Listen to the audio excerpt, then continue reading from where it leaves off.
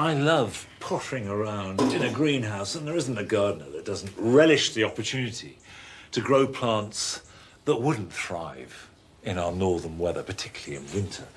And so we have plants like pelargoniums that we're all familiar with. But the story of how we arrived at a plant like this is one of intrepid plant hunters, of heavy industry, of plant breeding and empire.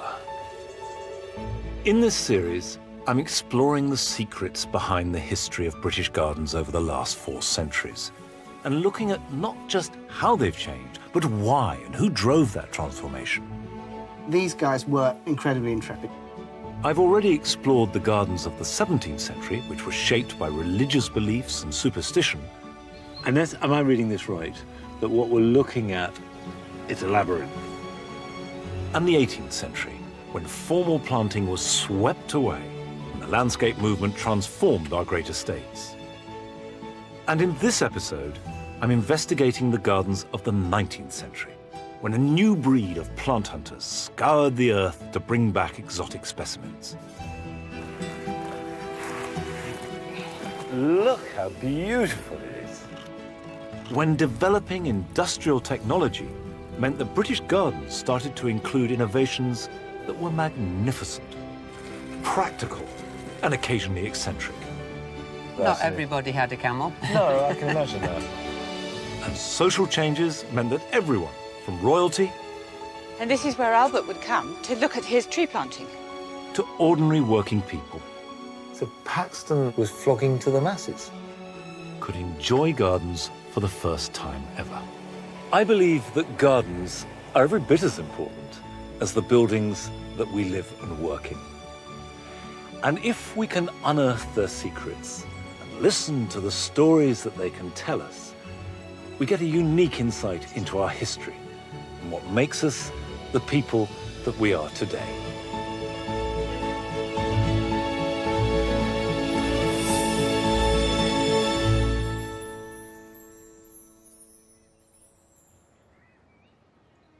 I'm beginning my exploration of the 19th century gardens and the way that they reflect the huge changes brought about by the Industrial Revolution and the expansion of empire at Osborne House on the Isle of Wight. This was the home of Queen Victoria and her husband Albert, the 2 figures who dominated the era. When Victoria and Albert came here in 1845, they knocked down the existing building. They wanted to make an absolutely fresh start. Although Queen Victoria inherited at least 10 official residences when she succeeded to the throne, she and Albert bought Osborne 5 years into their marriage specifically to make the first home of their own together. They took their inspiration from the villas of Renaissance Italy. Prince Albert was the driving force behind this, and apparently this view out across the Solent reminded him of his visit to the Bay of Naples. This Italianate style was not just a question of personal preference, but was also highly fashionable and made a clear political statement. Of course, one of the great virtues of the Italian influence is it wasn't French. We just spent 20-odd years fighting the French. So to find this new, rather different culture was absorbed eagerly. And the whole difference between Italian gardens and, say, French was the French were cool, formal, elegant and balanced. Italian gardens had more verve. Yes, you had the formality, but also lots of statues, lots of water, pots with lemons in them. And the formality was filled with plants. And of course, this exactly chimed with what the Victorians wanted.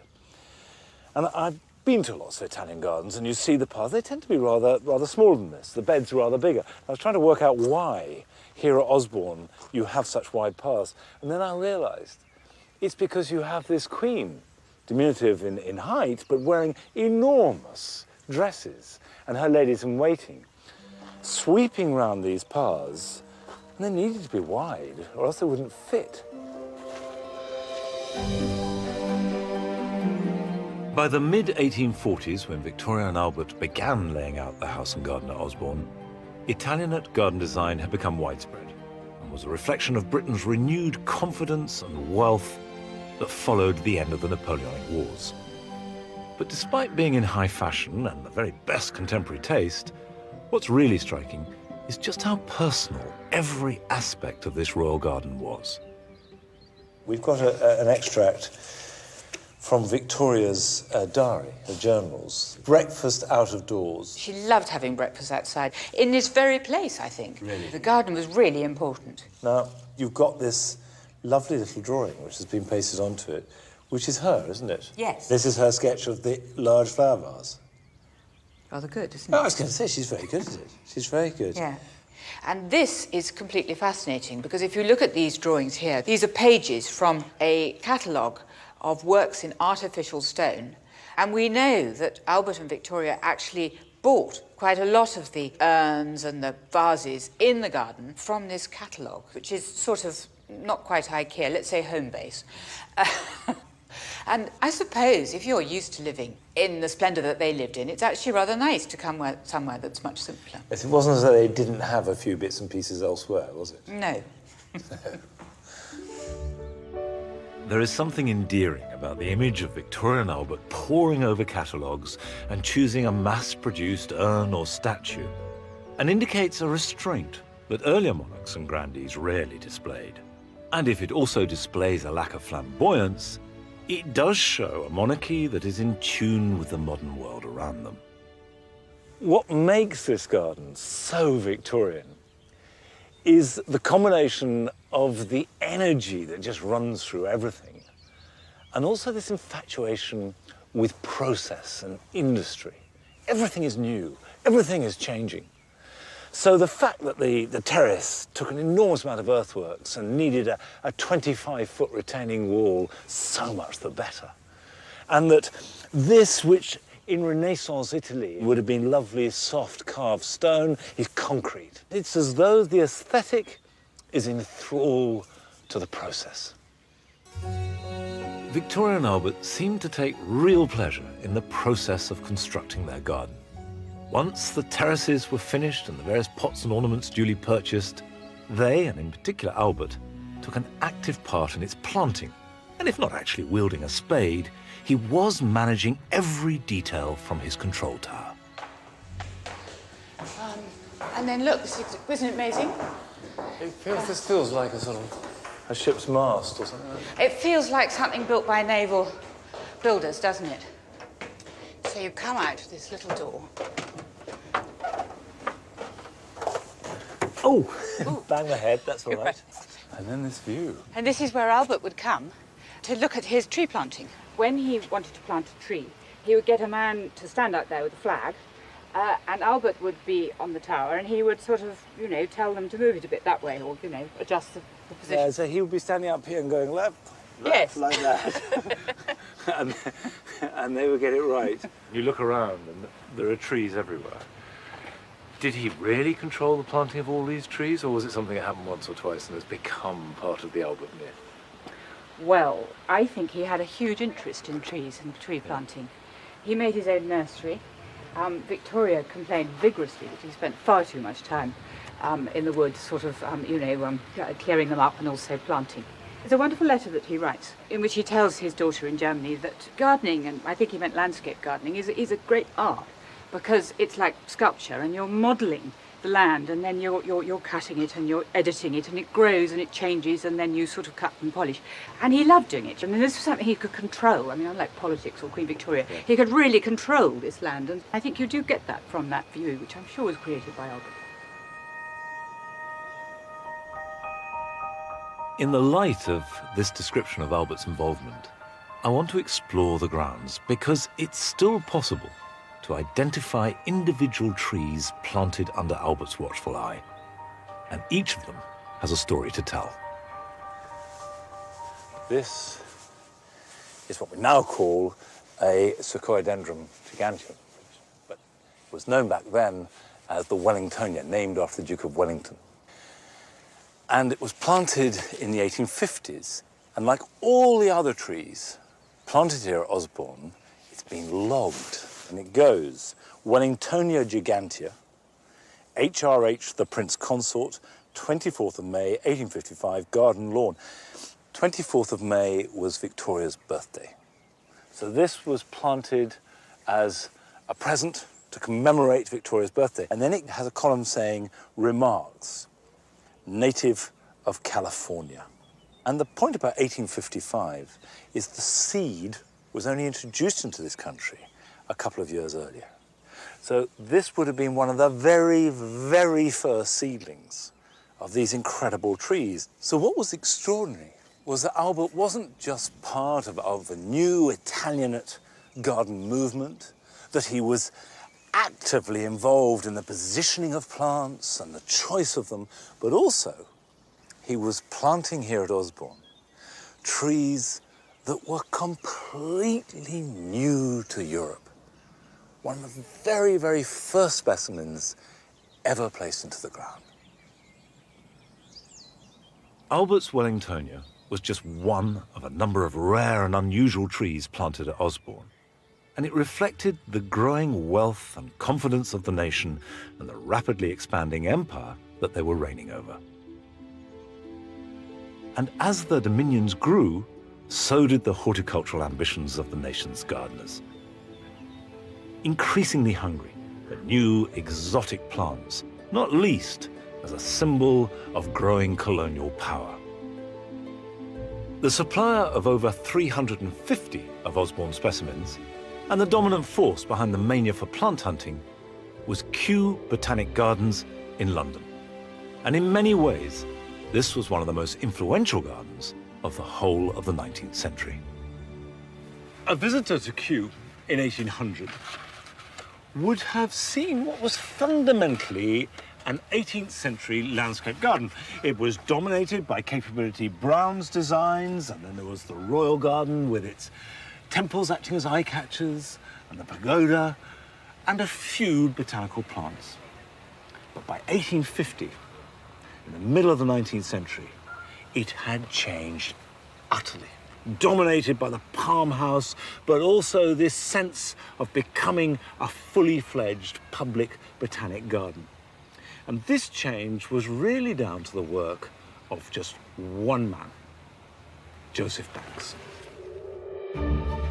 Born into a wealthy Lincolnshire family and showing a keen botanical interest from an early age, Joseph Banks became Kew's first official director in 1797 under the patronage of George III. At that time, Kew was also a royal retreat with its 18th century landscape gardens adjoining the relatively modest Georgian Palace. Now, transforming this into a 19th century centre of botanical excellence was a huge undertaking, and I want to piece together his story. He was invited to go on the expedition with Captain Cook, the Endeavour expedition to Tahiti. Now, as well as being invited, it was a really expensive thing to do, wasn't it? Well, it did cost a lot of money, but then, of course, he did have the money to support it, and he was self-supported and all. So he was prepared to spend his considerable wealth Yes. on plant hunting. Yes, absolutely. That's unusual, isn't it? That's quite something, yes, Yeah. yes. He brought back about 1,300 new species of plants. Plants that had never been seen before, were unknown to science before that. It's worth just stopping there and taking that in.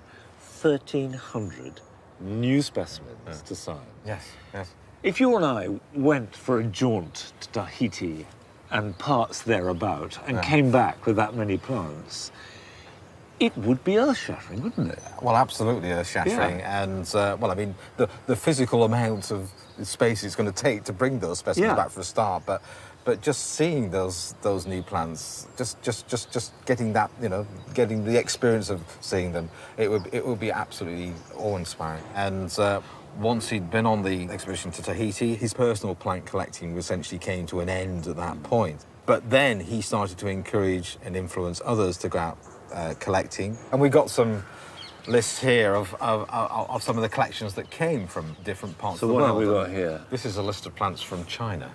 So, list of plants from China by Captain Wilson for favour of Sir Joseph Banks, 1802. And these are extraordinary plants. I mean, these are really, really exotic and unusual for them. Yes. Even now, you know, gardenia, plumbago, hibiscus, passiflora.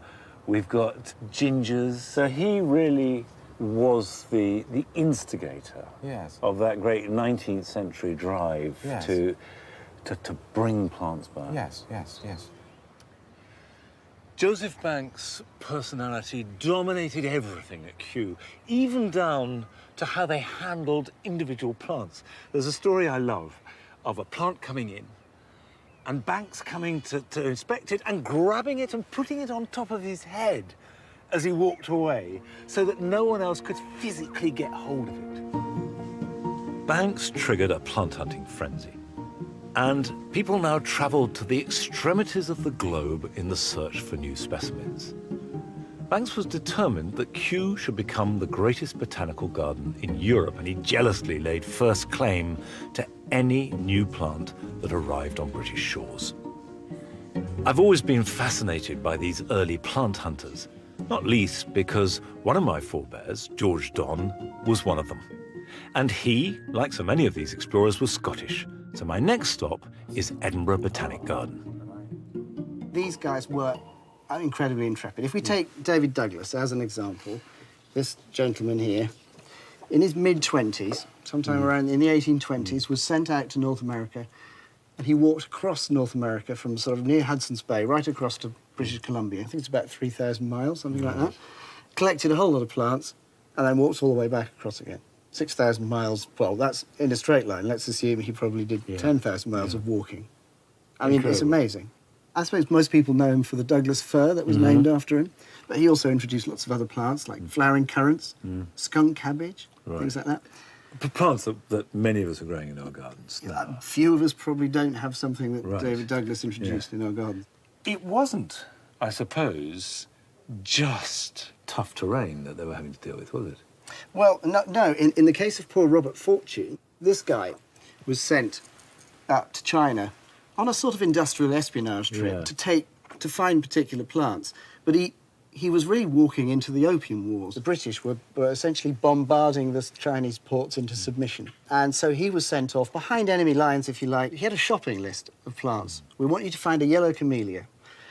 We've heard that there's a peach that's £3. You want to find that too. Chrysanthemums, I think they wanted, and there was various other things. And so he was sent off to China to get these. In really must have been a terrible political turmoil at the time. A war zone. A war zone, essentially. And he had some sense that this was the case because he wrote to people who were sponsoring him and asked if they would supply some weapons for him.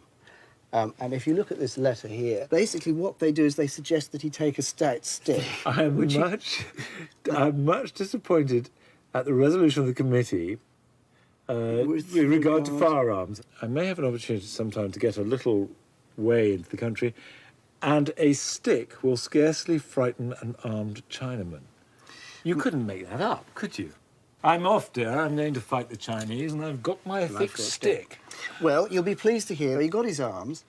Did he make good use of them? Well, it turned out that on his way back from China with all his booty, he was on a boat sailing down the river, I think it was out into Shanghai, and was attacked by 6 lots of pirates. And he was the only armed man on the boat, so he waited till the pirates came almost alongside, and they were firing at him at the time, and he basically shot them. I don't know how many pirates he actually shot dead.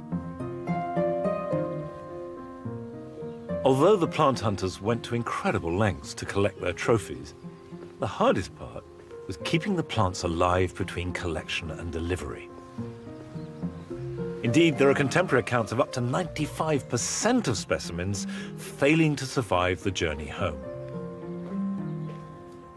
But this was the age of invention. And when a problem presented itself, it didn't take long for someone to come up with a solution.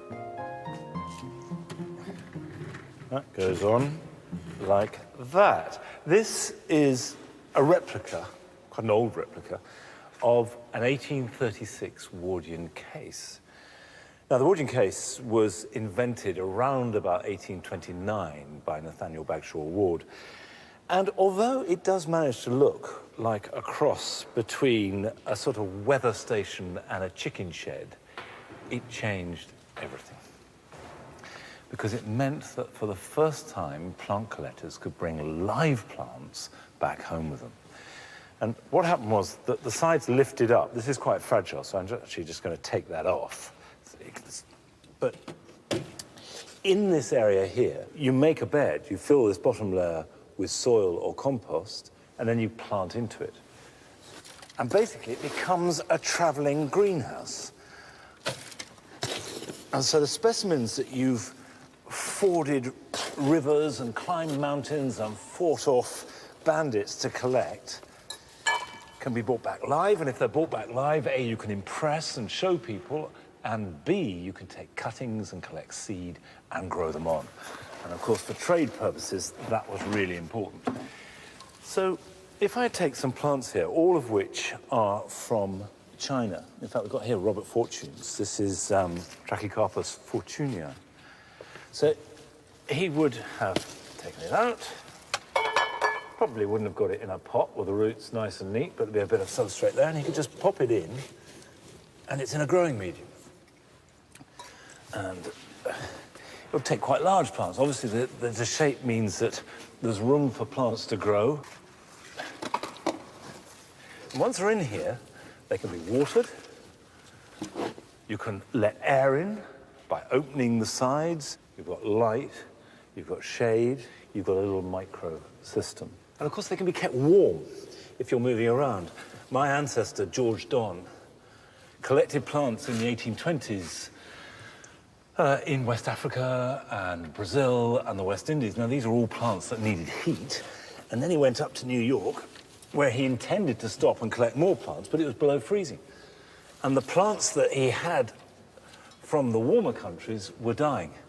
So he had to return home as quickly as possible, and as it was, still quite a few of them died. Had he had a Wardian case, the chances are they would have survived. For all its simplicity, the Wardian case transformed the movement of plants around the world, as one of London's leading nurserymen stated. Whereas I used to formerly lose 19 out of 20 I imported during a voyage, 19 out of 20 is now the average of those that survive. Once plants could be reliably brought back to this country, the next challenge lay in successfully growing them in our British climate. And the man who had gained greatest fame for addressing this problem was Joseph Paxton. He was a gardener, engineer, inventor, and one of the 19th century's towering figures. So I have now come to Chatsworth in Derbyshire, the home of the Dukes of Devonshire, and where Joseph Paxton forged his career. Funded by the enormously wealthy 6th Duke, Paxton created some of the greatest engineering feats of the age here. The most famous surviving example is the Emperor Fountain, which he created in 1840 to commemorate an upcoming visit of the Russian Tsar, Nicholas II. To celebrate this royal visit, Paxton devised an outrageous piece of theatrical engineering. He had a reservoir 9 acres big dug, and then over a mile of metal piping put in the ground and brought down to the canal. And all this was to create a gravity-fed fountain. Still as it is, operated and turned on by this key exactly as it was back then. But the point about this fountain was that it was to be the biggest ever created. And today, it's still operating in the same manner. It's astonishingly impressive. As it turned out, the Tsar cancelled his visit and never saw the fountain. The Chatsworth estate provided Paxton with the perfect arena to nurture and parade his genius, and the present 12th Duke is in no doubt about the impact Paxton had as a result of being employed by his ancestor. This is a painting of the Bachelor Duke, the 6th Duke of Devonshire, and he did many wonderful things at Chatsworth, but perhaps the most important was employing Joseph Paxton. And there's rather a charming account in here, and this is the Bachelor Duke quoting Paxton's own diary. Paxton's account of his arrival. I left London by the comic coach for Chesterfield, arrived at Chatsworth at 4:30 in the morning of the 9th of May 1826. As no person was to be seen at that early hour, I got over the greenhouse gate by the old covered way. I then went down to the kitchen gardens, scaled the outside wall and saw the whole of the place, set the men to work at 6 o'clock, and afterwards went to breakfast with poor dear Mrs. Gregory and her niece. The latter fell in love with me, and me with her, and thus completed my first morning at Chatsworth before 9 o'clock. Extraordinary. Not a bad day, not a bad start. Do you think that was a caricature, that he was making fun of himself, or he really was this extraordinary man just bursting with energy? I think he was amazingly energetic. He was 23, it was a great opportunity. Chatsworth was already a well-known garden, and the Duke was a well-known collector of plants, and to go there as head man, aged 23, was a great opportunity. So, of course, he was very, very exciting. Did it start straight away with radical change, or did that grow? I think it started straight away. I think that they were absolutely suited to each other. The Duke had lots of money and lots of energy. Paxton had even more energy and brilliant ideas. Do you think that this would have happened if these two men hadn't met here at Chatsworth? I think Paxton would have done it. I cannot believe that genius, which is what he was really, would have been suppressed. He'd have found another opportunity somewhere else. Chatsworth would have lost. The sixth Duke and Paxton between them created one of the great gardens of the age. The Duke used his wealth to indulge his passion for plant collecting, and Paxton employed his energy and genius to create 22 glasshouses to contain them. One of these was revolutionary, and was to have a huge influence on glasshouse design and gardens for the rest of the century. This site, where the modern May stands, is all that remains of Joseph Paxton's incredible great conservatory. I've got a photograph of it here. It's this monumental glass structure, and the base of it is this wall, and there they are. There are the walls. And I've seen pictures, but until you come here, you don't get a feeling of what an audacious project it was. The glass must have been as tall as those trees, and the path through it was wide enough for 2 carriages to go side by side. And Paxton, with no training, made this structure in 4 years that transformed everything. It took glass houses and conservatories, which did exist, but in a modest way, it took them completely to another level. Rare and precious plants coming in from around the world could be put together like a garden. And what he did was to unlock the door through which a completely new style of gardening passed through.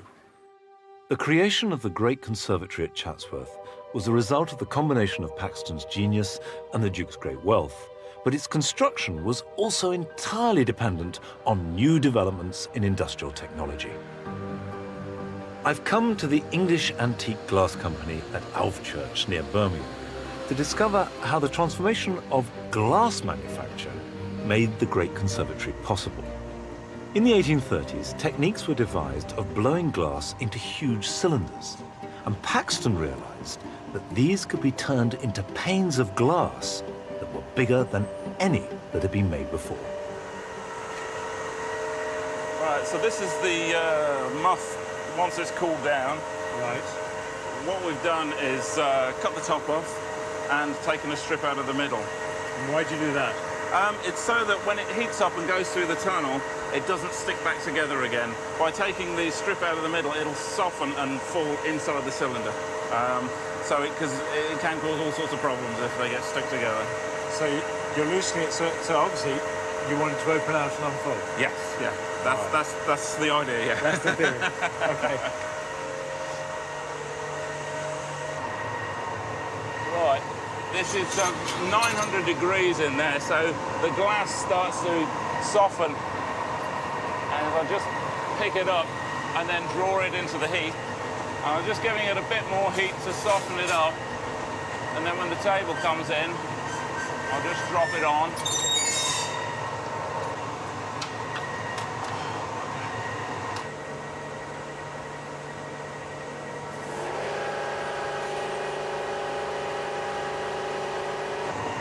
So that's just simply flattening it? Yeah, just push it down on it and flatten it as best as you can.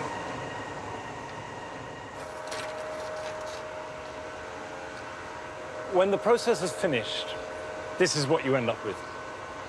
A sheet of slightly wobbly, very beautiful glass, not particularly big by our standards, quite heavy.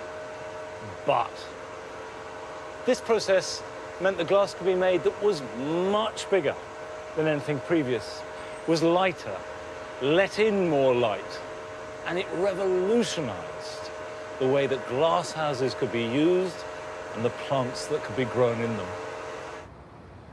Paxton's experimental use of technology to create his great conservatory spurred on others to push the boundaries of glasshouse design. And his greatest influence was at Kew, which by then was in dire need of outside inspiration. In 1820, Joseph Banks died. And this was a blow because he was absolutely the guiding light of Kew. Nevertheless, the garden was still functioning. It was receiving plants pouring in from all over the world.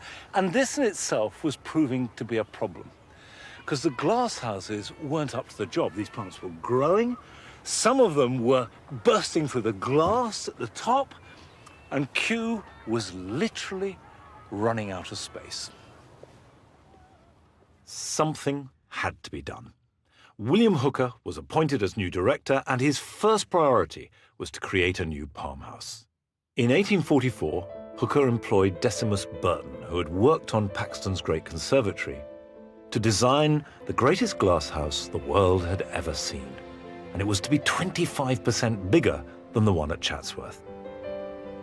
Burton based his design on the upturned hull of a ship and used the latest wrought iron technology to span its enormous widths that were clad with 18,000 panes of glass. Now, for the first time, Kew had the perfect home for its collection of exotic plants. It feels like the rainforest, which presumably very, very few people would have known what that was like. I agree. Yeah, you know, nowadays we take it for granted. We can jump on a plane and end up half the other side of the world. I like the fact I'm being dripped on. That's part of the rainforest experience. That's the rainforest experience. It was very experimental. Yeah. They had to try different things out at some points and increase the ventilation from the roofs to draw the heat out. How does it work? I can show you. We've got box vents that run around the lower part of the house. Yeah. And then we've got vents on the vertical parts that are above. And they're all manually controlled here in the palm house. So essentially, in all of these little boxes here, you've got a few buttons. And if I press... that's not manual, that's electronic. It's electronic. As you say, back in those days, you would have had a winding system and it would have been a lot more intensive to work on. But here, I just press this little button and you'll see the vents opening above you. Now, it's really important to maintain this humid tropical climate. Yeah. So we do control it. I tend to try and keep it about 25 degrees before opening up these vents. In 1848, how was this heated? It was heated by having boilers underneath the ground, beneath where we're standing, and then having cast iron pipes that ran under these grates. So they came up through the vents, the heat rose up? They came up through the base of the house. There's still something beneath the ground. Let's have a look. Now, what's this? So this is where the original boilers would have been. There were 6 in this wing of the house and 6 in the northern wing of the house. So they were split across the basement. And how were they fired? Well, they were fired by coal, which was brought in from a tunnel, which is just through here. So that's the end of the tunnel. This is the end of the tunnel. It goes about 150 metres, pretty much to Kew Road. Yeah. And there was a miniature train track running down here, and then they would have had the carts being pushed along this little train track, up and down this, all day, to fill these boilers full of coal. So a railway system. A mini railway system underneath the lawns of Kew Garden. See, I love the way that there's just such a fearless energy about this, isn't there? You know, let's build the biggest glass house ever being done. Let's use a new material. You know, let's build a railway system underneath to fuel it. I tell you, the Victorians, they were really forward-thinking and ambitious. And presumably quite a lot of coal at that, because it's warm. It must have always been quite a big thing. There'd been a huge amount. If you think on a winter's day when it could be -5 outside, they're still having to heat this building to at least 20 degrees Celsius. It would have been a huge amount of materials.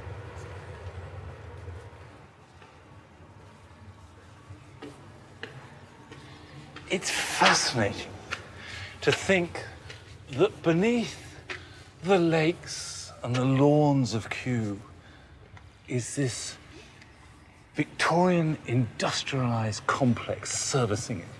And this astonishing building, which could not have been made 25 years earlier. It was right at the cutting edge of all technology, with its use of wrought iron and its new use of glass, and the heating system with the coal wheeled in by a railway underneath, and also the smoke taken away underneath the ground too. The smoke came out underground, and right over there, that tower is the chimney stack for those 12 boilers.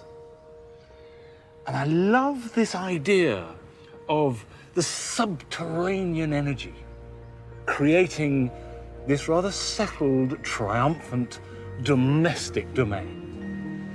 Kew's Palm House was bold, experimental, and in true Victorian spirit, practical. The garden now had space for new introductions, and its existing collections had a permanent home. And you can still see one of them growing here today.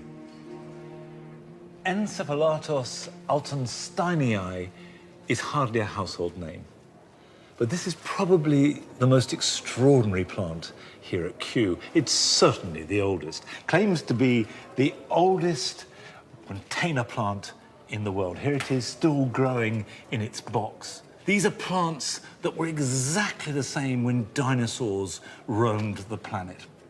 It grows incredibly slowly, just 1 inch a year.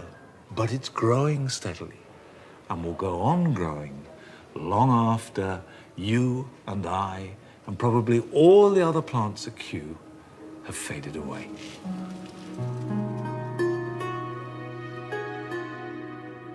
By 1849, Kew's tropical plants were housed in the greatest glasshouse the world had ever seen. But during its 4-year construction, another factor meant that even bigger and better glasshouses were now possible. For over 20 years until 1815, Britain was desperate to raise money to fight the Napoleonic Wars, and amongst many other things, glass had been taxed and was therefore very expensive. But in 1845, the glass tax was removed. So William Hooker commissioned Decimus Burton to create a glasshouse that was even bigger. These are some of Decimus Burton's fabulous drawings that he did for the Temperate House, which was built about 10 years after his Palm House. And whereas the Palm House was an extraordinary adventurous building, experimental, trying out techniques that no one was quite sure would work, Burton's design for the Temperate House, it's a celebration. 100,000 panes of glass, looking itself like a palace, as well as a working machine. And it does seem to me as almost the perfect example of the Victorian combination of materials, technique, and design expressed in a garden.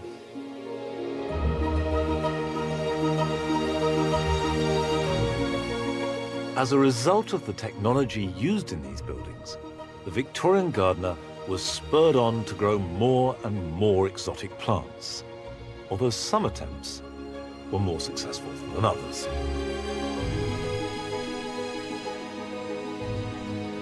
In 1837, seeds from the biggest water lily ever seen were brought back from South America to Kew.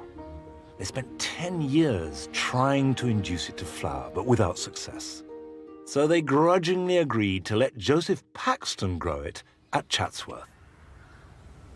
Not only did Paxton manage to grow this amazing plant with its enormous leaves, but also he persuaded it to come into flower. So it was Chatsworth and Paxton that had the honour of presenting this flower to Queen Victoria, and not Kew that had shared the precious plant with them. Behind Paxton's success lay the combination of botanical curiosity and practical horticulture, the two coming together to grow this wonderfully exotic plant. I've come to Edinburgh Botanical Gardens, where they continue to nurture this extraordinary water lily with the same passion as our 19th century forebears. you know how deep it is, and this is uncharted water territory for me. So what we'll do is we'll collect the flour. Now, obviously, a good sharp I like pair. where you're reaching into your drawers. So he's on a very prickly stem. Yes. I bet when he presented it to Queen Victoria, he didn't hand it to her. That is too spiky for anyone to hold.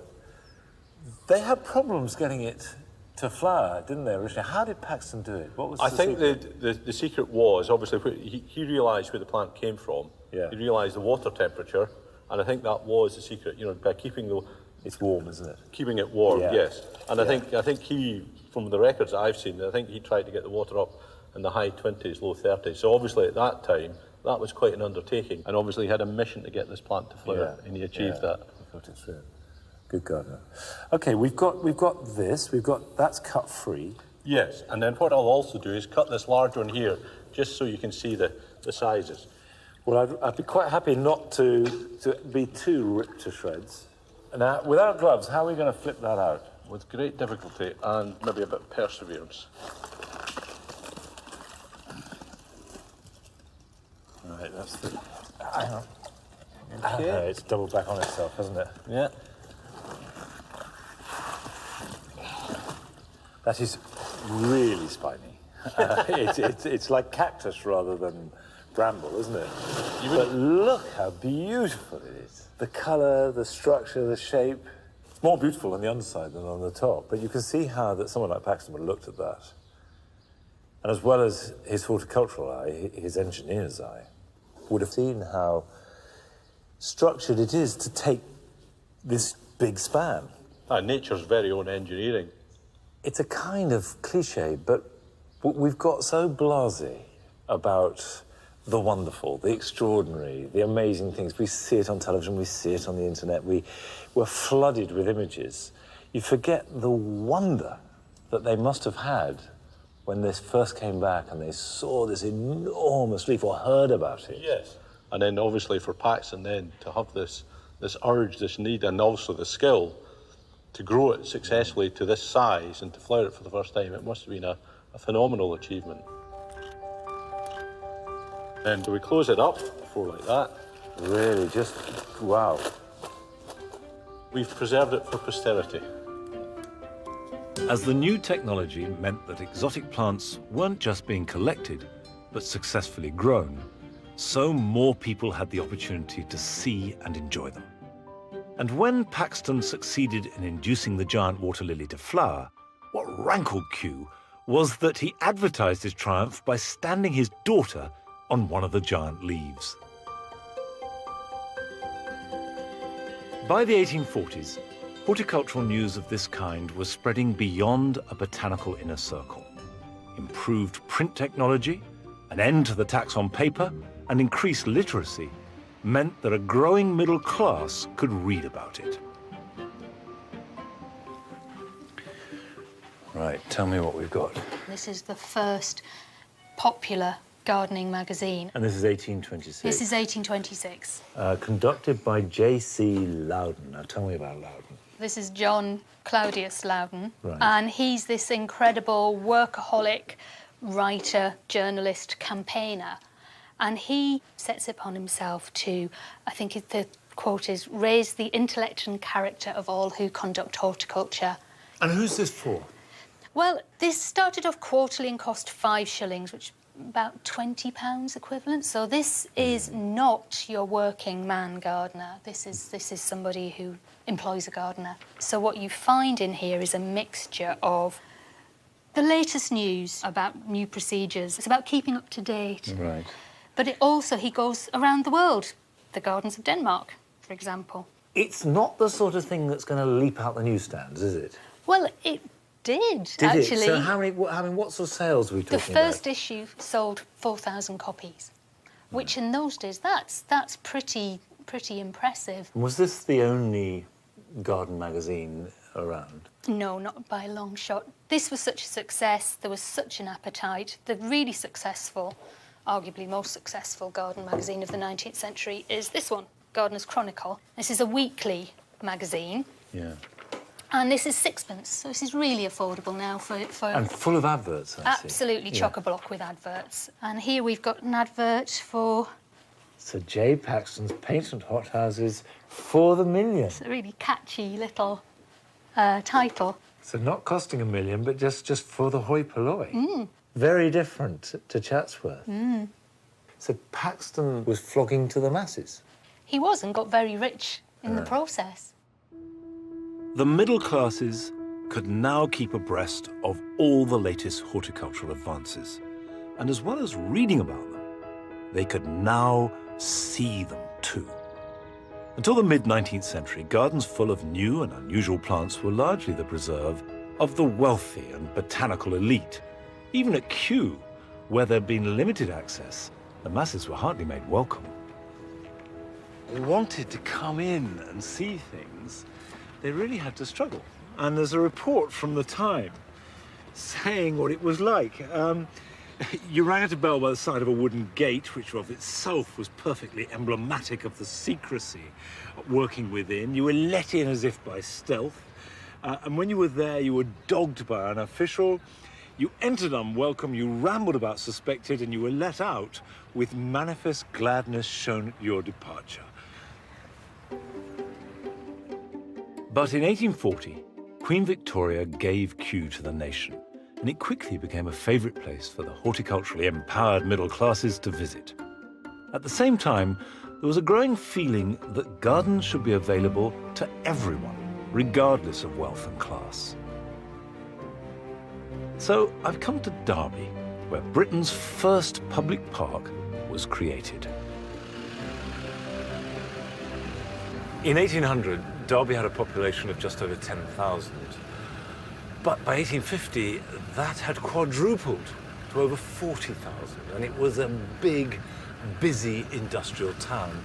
And most of that population was made up of workers who had come in to serve the factories that were growing up. And they were poor and living in pretty grim conditions. However, there was at the same time a sense of social responsibility, a sense that these people needed recreation, they needed some kind of urban facility. And so in Derby, they set about providing just that. After all, it was the urban working class that enabled the transformation of the gardens of the elite, so it was fitting that they should now have a garden of their own. It was the brainchild of a local mill owner, Joseph Strutt, who spent £10,000, about £250,000 at today's values, in creating it.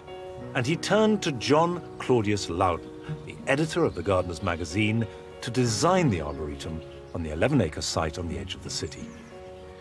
Loudon's design was carefully contrived to maximize the available space, with serpentine paths running through the trees, which in turn were planted on landscape mounds to contour the view. To find out more about the story of the park, I spoke to its manager, Mick McNaught. So all the earthworks were done by Loudon? Yes. Why was that, do you think? There's two real forms for the sculpted landscaping here. One, it's a very small site, it's only 11 acres. So everyone was aware that if it was left flat, if it was left entirely flat, you'd be able to see from one side to the other, and you'd really get a sense of how small it was. So the mounds were there to give a sense of space and seclusion, so that people walking down this path wouldn't see the people walking down that path. Did Loudon do a plan? He did. He did a fantastic plan. I'll have to get my glasses out. Yeah, me too. We were old and blind, but we'll go with that. Two old boys having a look at it. There's several plans in here. So where are we standing now? We are now standing, it's upside down for where we are. So you're actually best off looking up here, and we're along this path here, round about this point there. And these numbers relate to trees that were planted by Loudon? Yes, there's a whole... So are there any original ones that we can see? There are. I mean, there's a fantastic example of a pseudo-acacia here. Specifically demonstrates Loudon's desire to show a tree to its full advantage. Very much wanted to see the root structure being displayed, so as such left instructions that all the major plantings should be on top of mounds to encourage the show of the roots.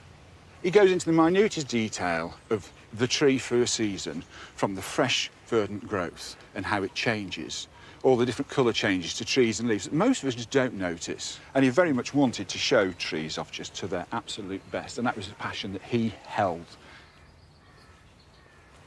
Now, it might seem that an arboretum is an odd choice, but actually it exactly fits the time. For a start, they're beautiful. Arboretum are lovely places to visit. Secondly, it was an open space. Consider that most of these industrial workers had come in from the countryside and they were living in what we would regard as slums. So just a space like this was a lung. It was a green piece of freedom. And the third consideration, and probably the most important, was the education that was involved. Arboretums aren't just trees, they are a collection of rare and unusual trees gathered from all over the world. Plants, remember, coming in from the world as plant hunters were bringing them back home. And then they're grouped in collections, so you can see different types of a certain species. And for example, I came in today, and this tree behind, I couldn't recognize it, couldn't identify it. Looked it up, and it's Magnolia acuminata, surrounded by other magnolias in this area. So I've just had the most perfect Victorian experience. I've wandered around, wonderful trees, light filtering through the leaves. It's an open space, free from the hurly-burly of Derby and the town outside, and I've learned something. The park was an instant success, and 8,000 people attended the opening in 1840. It also began a trend, and by 1880, nearly every town and city in the country had its own municipal park, complete with lakes, fountains, lawns, and promenades. Like Derby, many were sponsored by philanthropists, from local industrialists to the wealthy landowners like the Dukes of Devonshire. Some were designed by the greatest gardeners of the day, like Loudon and Paxton, who created Buxton and Birkenhead parks. And all, like here at Cannon Hill Park in Birmingham, were established with the same Victorian belief in technological, social, and moral improvement. It's extraordinary that this land, which was marshland, was converted into a park in just a few months. It was commissioned in March 1873 and opened on the 1st of September of the same year. We couldn't do that now. And it's a tribute, above all, to the incredible Victorian energy. But once it was opened, it then had to be maintained, and energy alone wouldn't do that. To keep this in the manner to which the people of Birmingham needed it and wanted it, you needed technology. This led to a machine that is very familiar to our modern eye, although with an unusually literal take on horsepower. Right. What date's this? This is from the 1880s. It's called the Green Silence Messer. Right. Which was a new super-duper model, which in Latin means silent cutter. Well, let's see it cut silently. Let's see how this works. Oh, there we go. It's cutting nicely, isn't it? Can I have a go? Straight line, stay. Right. Whoa, whoa. No, she's not going to stop. She's going. Right. And anything I have to do? Say walk on. Okay, fine. Walk on, Star. Walk on. Whoop, she's on.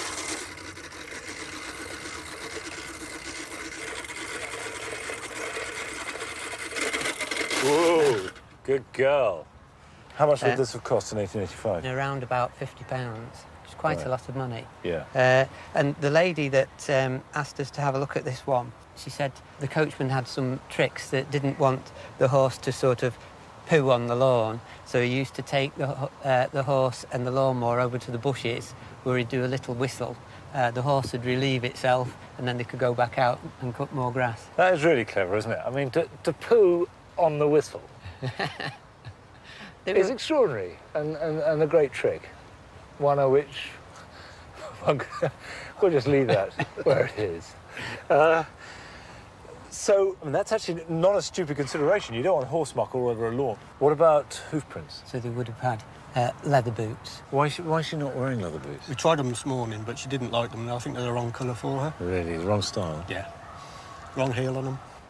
These are the leather boots. This would have been a donkey boot, and you can see how much wear it's had.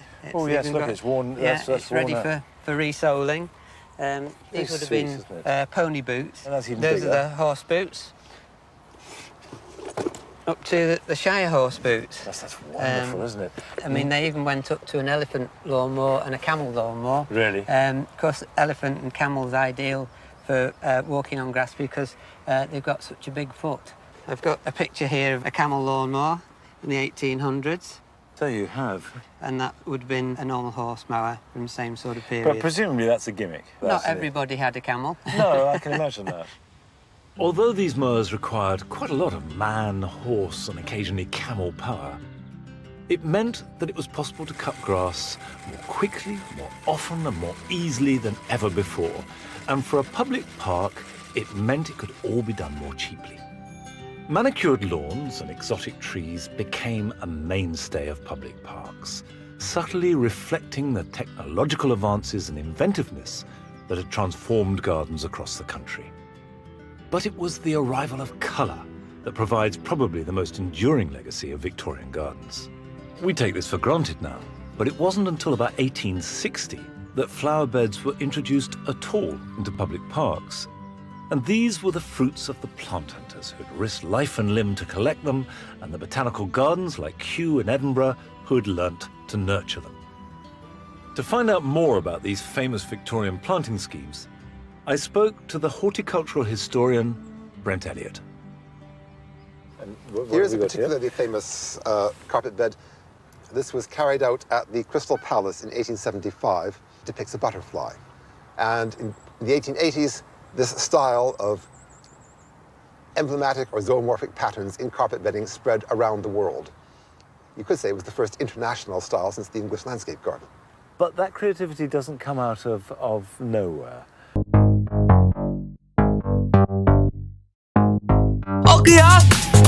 Bọn này bị làm sao đấy? Ô kìa! Bọn này bị làm sao đấy? Ô kìa! Sao cái gì sao lại cả cái TikTok cái toàn ảnh avatar tao thế? Ơ, cái gì đây? Ơ, cái gì đây?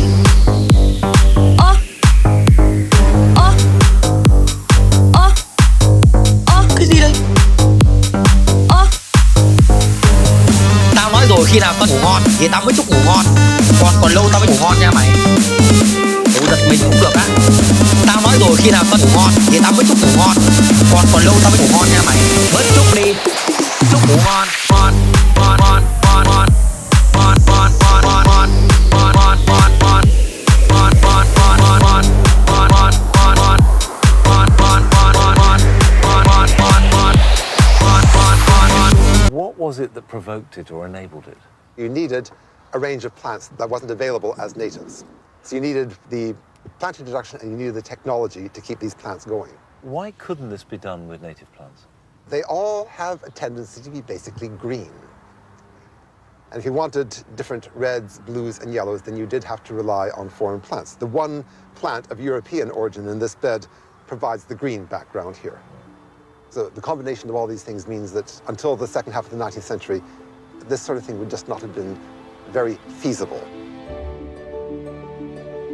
From flowers in a public park, concrete urns in royal gardens, popular magazines for a new middle class, Wardian cases to collect plants by the thousand, to Kew's triumphant glasshouses, all were symbols of Victorian innovation, technology, and supreme confidence. This century of unparalleled energy and industry ended serenely, with one of the richest and largest empires ever seen on Earth, and the fruits of it were enjoyed by many, if not most of its citizens, not least with gardens, packed with plants from all over the world.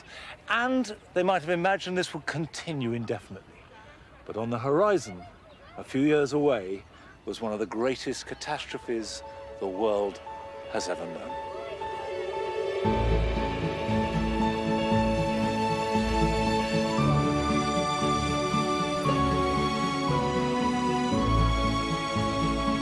Radio 4's Gardeners Question Time visited Lincolnshire this week with Peter Gibbs in the chair. It's still available on BBC iPlayer Radio. Next, here on BBC Two, John Irving adapts his own novel starring Michael Caine, Charlize Theron and Tobey Maguire, The Cider House Rules.